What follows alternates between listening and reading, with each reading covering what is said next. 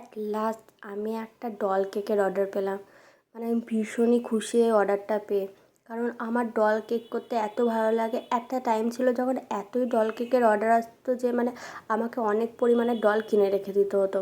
কিন্তু এখন একদমই ডল কেকের অর্ডার আসে না বললেই চলে। মানে এটাই এলো অনেক মাস পর বলতে পারি। আমার তো মনেও পড়ে না যে 2025-এ আমি এরকম ডল কেক করেছিলাম কি না।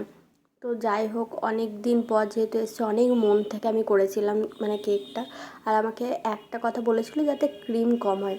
আমি অনেকজনকেই দেখেছি জানেন তো, যারা মানে হোমমেড কেক খেত না, আগে বাইরের কেক খেত, তারা আমাকে এসে বলে যে ক্রিমটা দিও না, ক্রিমটা খুব অল্প।